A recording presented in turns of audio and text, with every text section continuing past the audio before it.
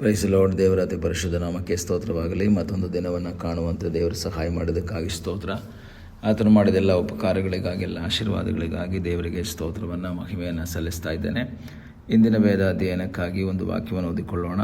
ಲೂಕನು ಬರೆದ ಸುವಾರ್ತೆ 12ನೇ ಅಧ್ಯಾಯ 48ನೇ ವಾಕ್ಯ. ತಿಳಿಯದೆ ಪೆಟ್ಟುಗಳಿಗೆ ಯೋಗ್ಯವಾದದ್ದು ನಡೆಸಿದವನು ಸ್ವಲ್ಪ ಪೆಟ್ಟು ತಿನ್ನುವನು. ಯಾವನಿಗೆ ಬಹಳವಾಗಿ ಕೊಟ್ಟದೆಯೋ ಅವನ ಕಡೆಯಿಂದ ಬಹಳವಾಗಿ ನಿರೀಕ್ಷಿಸಲ್ಪಡುವುದು. ಇದಲ್ಲದೆ ಯಾವನ ವಶಕ್ಕೆ ಬಹಳವಾಗಿ ಒಪ್ಪಿಸಿದೆಯೋ ಅವನ ಕಡೆಯಿಂದ ಇನ್ನೂ ಹೆಚ್ಚಾಗಿ ಕೇಳುವರು. ಇಲ್ಲಿ ಯಜಮಾನ ಮತ್ತು ದಾಸನ ಕುರಿತಾಗಿ ಮಾತಾಡ್ತಾ ಇರುವಂತಹ ಒಂದು ಸಂಗತಿಯನ್ನು ನೋಡ್ತೇವೆ. ಯಜಮಾನ ಹೋಗುವಂಥ ಸಮಯದಲ್ಲಿ ದಾಸರಿಗೆ ಏನಾದರೂ ಕೊಟ್ಟು ಹೋಗಿದ್ರೆ ಎಷ್ಟು ಕೊಟ್ಟಿರ್ತಾರೋ ಅಷ್ಟನ್ನು ಎಕ್ಸ್ಪೆಕ್ಟ್ ಮಾಡ್ತಾರೆ. ಜಾಸ್ತಿ ಕೊಟ್ಟಿದ್ದರೆ ಜಾಸ್ತಿಯನ್ನು ಎಕ್ಸ್ಪೆಕ್ಟ್ ಮಾಡ್ತಾರೆ. ನಮಗೆ ಇನ್ನೊಂದು ಭಾಗದಲ್ಲಿ 5 ತಲಾಂತು, 2 ತಲಾಂತು ಮತ್ತು 1 ತಲಾಂತು ಹೊಂದಿದಂತಹ ಆ ಸೇವಕರ ಕುರಿತಾಗಿ ನಮಗೆ ಗೊತ್ತು. 5 ತಲಾಂತು ಹೊಂದಿದಂತಹ ವ್ಯಕ್ತಿಯ ಬಳಿಯಲ್ಲಿ 5 ಅವನು ಸಂಪಾದನೆ ಮಾಡ್ಕೊಂಡು ಬರ್ತಾನೆ. ಆದರೆ 1 ತಲಾಂತು ಕೊಟ್ಟಿದ್ದಂತಹ ವ್ಯಕ್ತಿಯ ಬಳಿಯಿಂದ 5 ಯಾವತ್ತೂ ಸಹ ದೇವರು ಎಕ್ಸ್ಪೆಕ್ಟ್ ಮಾಡ್ತಿರಲಿಲ್ಲ, ಅಥವಾ ಯಜಮಾನ ಎಕ್ಸ್ಪೆಕ್ಟ್ ಮಾಡ್ತಾ ಇರಲಿಲ್ಲ. ಅವನು ಏನು ಕೊಟ್ಟಿರ್ತಾನೋ ಅಷ್ಟನ್ನೇ ಎಕ್ಸ್ಪೆಕ್ಟ್ ಮಾಡ್ತಾನೆ. ಈ ಬೆಳಗ್ಗೆ ವಾಕ್ಯವನ್ನು ಕೇಳುವಂತಹ ದೇವರ ಮಕ್ಕಳೇ, ನಿಮ್ಮ ಜೀವಿತದಲ್ಲೂ ಸಹ ದೇವರು ಏನು ಕೊಟ್ಟಿದ್ದಾರೋ ಅದಕ್ಕೆ ತಕ್ಕ ಹಾಗೆ ದೇವರು ನಮ್ಮಿಂದ ಎಕ್ಸ್ಪೆಕ್ಟ್ ಮಾಡ್ತಾರೆ. ನಮಗೆ ಒಂದು ವೇಳೆ ಆರೋಗ್ಯ ಕೊಟ್ಟಿರ್ಬೋದು, ನಮಗೆ ಬಲ ಕೊಟ್ಟಿರ್ಬೋದು, ನಮಗೆ ದೇವ್ರ ಸಹಾಯ ಮಾಡಿರ್ಬೋದು.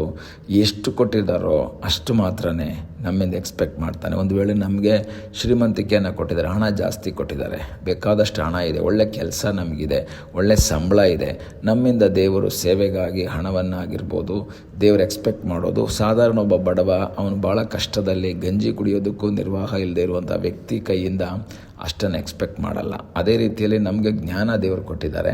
ಆ ಜ್ಞಾನದಿಂದ ನಾವು ದೇವರ ಸೇವೆಗೆ ಉಪಯೋಗವಾಗುವಂತಹ ರೀತಿಯಲ್ಲಿ ನಡ್ಕೋಬೇಕು. ಜ್ಞಾನವಿಲ್ಲದೆ, ತಿಳುವಳಿಕೆ ಇಲ್ಲದೆ ಇರುವಂಥ ವ್ಯಕ್ತಿಯಿಂದ ಆ ರೀತಿಯಲ್ಲಿ ಎಕ್ಸ್ಪೆಕ್ಟ್ ಮಾಡೋಕ್ಕೆ ಸಾಧ್ಯವಿಲ್ಲ. ಹಾಗಾದರೆ ನನಗೂ ನಿಮಗೂ ದೇವರು ಕೊಟ್ಟಿರುವಂಥ ಟ್ಯಾಲೆಂಟ್ಸ್ಗಳಿದಾವಲ್ವ, ಅದು ಜ್ಞಾನ ಆಗಿರ್ಬೋದು, ತಿಳುವಳಿಕೆ ಆಗಿರ್ಬೋದು, ನೆನಪಿನ ಶಕ್ತಿ ಆಗಿರ್ಬೋದು, ಆರೋಗ್ಯವಾಗಿರ್ಬೋದು, ಹಣ ಆಗಿರ್ಬೋದು, ಯಾವುದೇ ಆಗಿದ್ದರೂ ಸಹ ಎಷ್ಟು ದೇವರು ಕೊಟ್ಟಿದ್ದಾರೋ ಅದಕ್ಕೆ ತಕ್ಕ ಹಾಗೆ ದೇವ್ರು ಏನು ಮಾಡ್ತಾರೆ, ಎಕ್ಸ್ಪೆಕ್ಟ್ ಮಾಡ್ತಾರೆ. ನಾವು ಯಾರ ಕೈಯಲ್ಲಾದರೂ ಒಂದು 1000 ರೂಪಾಯಿ ಕೊಟ್ಟಿದ್ದರೆ ಆ 1000 ರೂಪಾಯಿ ಲೆಕ್ಕವನ್ನು ನಾವು ಕೇಳ್ತೀವಿ. ಆದರೆ ಇನ್ನೊಬ್ಬನಿಗೆ 100 ರೂಪಾಯಿ ಕೊಟ್ಟಿದ್ದೀವಿ, ಅವನ ಬಳಿಯಲ್ಲಿ ನಾವು 1000 ರೂಪಾಯಿ ಲೆಕ್ಕ ಕೇಳಲ್ಲ. ಅವನ ಹತ್ರ 100 ರೂಪಾಯಿ ಲೆಕ್ಕ ಮಾತ್ರ ಕೇಳ್ತೀವಿ. ಯಾಕೆಂದರೆ ಅವನಿಗೆ ಕೊಟ್ಟಿರೋದೇ 100 ರೂಪಾಯಿ. ಆದರೆ ಇನ್ನೊಬ್ಬನಿಗೆ 1000 ರೂಪಾಯಿ ಕೊಟ್ಟಿದ್ದೀವಿ, ಅವನಿಂದ ಜಾಸ್ತಿ ಎಕ್ಸ್ಪೆಕ್ಟ್ ಮಾಡ್ತೀವಿ ಲೆಕ್ಕವನ್ನು. ಈ ಬೆಳಗ್ಗೆ ನಿಮ್ಮ ಜೀವಿತದಲ್ಲೂ ಸಹ ದೇವರು ಕೊಟ್ಟಿರುವಂತಹ ಎಲ್ಲ ಆಶೀರ್ವಾದಗಳಿಗಾಗಿ ನಾವು ದೇವರಿಗೆ ಸ್ತೋತ್ರ ಮಾಡಬೇಕು. ಆತನು ಮಾಡಿದಂತಹ ಎಲ್ಲ ಉಪಕಾರಗಳಿಗಾಗಿ ದೇವರಿಗೆ ಸ್ತೋತ್ರವನ್ನು, ಮಹಿಮೆಯನ್ನು ನಾವು ಸಲ್ಲಿಸುವರಾಗಿರಬೇಕು. ದೇವರ ಚಿತ್ತ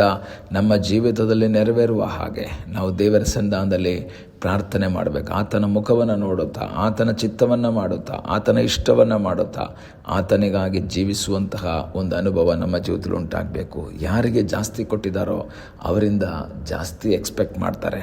ಕೆಲವು ಟೈಮ್ಗಳಲ್ಲಿ ನಾನು ಯೋಚನೆ ಮಾಡಿದ್ದೀನಿ, ನನಗೆ ದೇವರು ಸೇವೆಗಾಗಿ ಬರುವಾಗ ಅಥವಾ ಸೇವೆ ಮಾಡುವಾಗ ಸೈಕಲ್ ಮಾತ್ರ ಕೊಟ್ಟಿದ್ದರೆ ನನ್ನಿಂದ ದೇವರು ಆ ಸೈಕಲ್ನ ಲೆಕ್ಕ ಮಾತ್ರ ಕೇಳ್ತಾರೆ. ಸೈಕಲ್ನಲ್ಲಿ ಎಷ್ಟು ದೂರ ತುಳಿಬೋದು, 5 ಕಿಲೋಮೀಟ್ರ್, 10 ಕಿಲೋಮೀಟ್ರ್, 15, 20.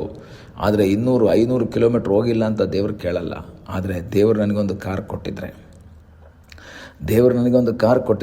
5 ಕಿಲೋಮೀಟ್ರ್ ಲೆಕ್ಕ ಅಲ್ಲ ಕೇಳೋದು. ಒಂದು ವೇಳೆ ನಾನು 200, 300 ಕಿಲೋಮೀಟ್ರ್ ದೂರ ಹೋಗಬೇಕಾಗತ್ತೆ ಸೇವೆಗೆ, ನಾನು ಅದಕ್ಕೋಸ್ಕರ ಶ್ರಮ ಪಡಬೇಕು. ಯಾಕೆಂದರೆ ನನಗೆ ಸೈಕಲ್ ಅಲ್ಲ ಕೊಟ್ಟಿರೋದು, ನನಗೆ ಕಾರ್ ಕೊಟ್ಟಿದ್ದಾರೆ.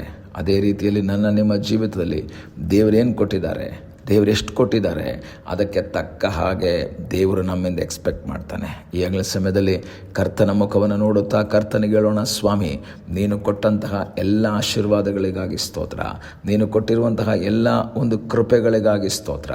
ಆ ಆಶೀರ್ವಾದಕ್ಕೆ ತಕ್ಕ ಹಾಗೆ, ಆ ಕೃಪೆಗಳಿಗೆ ತಕ್ಕ ಹಾಗೆ ದೇವರಿಗೋಸ್ಕರ ಮಾಡುವುದಕ್ಕೆ, ದೇವರಿಗೋಸ್ಕರ ಪ್ರಯೋಜನವಾಗುವುದಕ್ಕಾಗಿ ದೇವರು ನಮಗೆ ಸಹಾಯ ಮಾಡಲಿ. ಇಂದಿನ ದಿನಗಳಿಗಿಂತ ಎಷ್ಟೋ ಆಶೀರ್ವಾದಗಳನ್ನು ದೇವರು ನಮಗೆ ಕೊಟ್ಟಿದ್ದಾನೆ. ಎಷ್ಟೋ ಆ ಒಂದು ಸಹಾಯಗಳನ್ನು ದೇವರು ನಮಗೆ ಮಾಡಿಕೊಟ್ಟಿದ್ದಾನೆ. ಈ ದಿವಸಗಳಲ್ಲಿ ಆ ಆಶೀರ್ವಾದಕ್ಕೆ ತಕ್ಕ ಹಾಗೆ ದೇವರು ನಮಗೆ ಕೇಳುವಾಗ, ನಾನು ನಿನಗೆ ಇಷ್ಟೆಲ್ಲ ಕೊಟ್ಟೆ, ಇಷ್ಟು ಹಣ ಕೊಟ್ಟೆ, ನೀನು ನನಗೋಸ್ಕರ ಏನು ಮಾಡಿದೆ ಅಂತ ಕೇಳಿದಾಗ, ನಾನು ನಿನಗೆ ಸೈಕಲ್ ಕೊಟ್ಟೆ ಅಥವಾ ನಾನು ನಿನಗೆ ಕಾರ್ ಕೊಟ್ಟೆ, ನೀನು ನನಗಾಗಿ ಏನು ಮಾಡಿದೆ, ನಾನು ನಿನಗೆ ಒಳ್ಳೆ ಕೆಲಸ ಕೊಟ್ಟೆ, ನಾನು ನಿನಗೆ ಒಳ್ಳೆ ಜ್ಞಾನ ಕೊಟ್ಟೆ, ನಾನು ನಿನಗೆ ಒಳ್ಳೆ ಆರೋಗ್ಯ ಕೊಟ್ಟೆ, ನೀನು ನನಗಾಗಿ ಏನು ಮಾಡಿದೆ ಅಂತ ಕೇಳಿದಾಗ ದೇವರಿಗೋಸ್ಕರ ಮಾಡಿದ್ದರ ಲೆಕ್ಕವನ್ನು ಹೇಳಿ ಕರ್ತನಿಂದ ಬಲ ನಂಬಿಗಸ್ತನಾದ ಒಳ್ಳೆ ಆಳು ನೀನು ಎಂದು ಹೇಳಿಸಿಕೊಳ್ಳುವ ಹಾಗೆ ದೇವರು ತಾನೇ ನಮ್ಮ ಜೀವಿತದಲ್ಲಿ ಸಹಾಯ ಮಾಡಲಿ. ತಡೆಗಳನ್ನೆಲ್ಲ ನೀಗಿಸುವಂತಹ ಸರ್ವಶಕ್ತನಾದ ಒಬ್ಬ ದೇವರಿದ್ದಾನೆ. ಈಗಲೇ ಸಮಯದಲ್ಲಿ ಕರ್ತನ ಮುಖವನ್ನು ನೋಡೋಣ, ಕರ್ತನ ಚಿತ್ತಕ್ಕೆ ವಿಧೇಯರಾಗೋಣ. ಕರ್ತನು ತಾನೇ ನಮ್ಮನ್ನು ಆಶೀರ್ವಾದ ಮಾಡೋದಕ್ಕೆ ಆತನು ಶಕ್ತನಾಗಿದ್ದಾನೆ. ಆ ಲೂಕನು ಹೇಳ್ತಾ ಇರುವಂಥ ಮಾತೇನು, ಯಾವನಿಗೆ ಬಹಳವಾಗಿ ಕೊಟ್ಟಿದೆಯೋ ಅವನ ಕಡೆಯಿಂದ ಬಹಳವಾಗಿ ನಿರೀಕ್ಷಿಸಲ್ಪಡುತ್ತದೆ. ಯಾವನ ವಶಕ್ಕೆ ಬಹಳವಾಗಿ ಒಪ್ಪಿಸಿದ್ದಾರೋ ಅವನ ಕಡೆಯಿಂದ ಇನ್ನೂ ಹೆಚ್ಚಾಗಿ ಕೇಳುವರು. ಆದ್ದರಿಂದ ದೇವರೇ ನನಗೆ ಇನ್ನೂ ಕೊಡು ಅಂತ ಕೇಳಬೇಕಾದ್ರೆ ಯೋಚನೆ ಮಾಡಬೇಕು. ಎಷ್ಟು ಕೊಡ್ತಾರೋ ಅಷ್ಟು ಲೆಕ್ಕವನ್ನು ಸಹ ದೇವರು ಕೇಳ್ತಾರೆ. ಅಷ್ಟೇ ನಾವು ದೇವರಿಗೋಸ್ಕರ ಮಾಡಬೇಕಾಗತ್ತೆ. ದೇವರು ಕೊಟ್ಟಂತಹ ಎಲ್ಲ ಆಶೀರ್ವಾದಗಳಿಗಾಗಿ ದೇವರಿಗೆ ಸ್ತೋತ್ರವನ್ನು ಸಲ್ಲಿಸುತ್ತಾ ದೇವರ ಚಿತ್ತಕ್ಕೆ ವಿಧೇಯರಾಗಿ ಮುಂದೆ ಸಾಗೋಣ. ಕಣ್ಣುಗಳನ್ನ ಮುಚ್ಚೋಣ, ದೇವರ ಸನ್ನಿಧಾನದಲ್ಲಿ ಪ್ರಾರ್ಥನೆ ಮಾಡೋಣ. ನಮ್ಮನ್ನು ಬಹಳವಾಗಿ ಪ್ರೀತಿ ಮಾಡುವ ಪರಲೋಕದ ತಂದೆಯಾದ ದೇವರೇ, ಈ ಸಮಯಕ್ಕಾಗಿ ಸ್ತೋತ್ರ. ಈ ಸಮಯದಲ್ಲಿ ಮತ್ತೊಂದು ಆವರ್ತಿ ನಿನ್ನ ಸನ್ನಿಧಾನಕ್ಕೆ ನಾವು ಬಂದಿದ್ದೇವೆ. ತಲೆಬಾಗಿರುವಂತಹ ಎಲ್ಲರನ್ನು ಆಶೀರ್ವಾದ ಮಾಡು. ನಿನ್ನ ಕೃಪೆ, ಆಶೀರ್ವಾದ, ಸಾನ್ನಿಧ್ಯ ನಿನ್ನ ಮಕ್ಕಳ ಸಂಗಡ ಇರಲಿ ಎಂಬುದಾಗಿ ನಾವು ಪ್ರಾರ್ಥಿಸ್ತೇವೆ. ಕರ್ತನೆ, ನೀನು ಕೊಟ್ಟಂಥ ಎಲ್ಲ ಆಶೀರ್ವಾದಗಳಿಗಾಗಿ ಸ್ತೋತ್ರ. ಪ್ರಾರ್ಥನೆಯನ್ನು ಕೇಳಿದ್ದಕ್ಕಾಗಿ ನಿನಗೆ ಸ್ತೋತ್ರ. ಯೇಸುವಿನ ಮುದ್ದಾದ ಹೆಸರಿನಲ್ಲಿ ಬೇಡಿಕೊಳ್ಳುತ್ತೇವೆ ನಮ್ಮ ಪ್ರೀತಿಯ ತಂದೆಯೇ. ಆಮೇನ್. God bless you.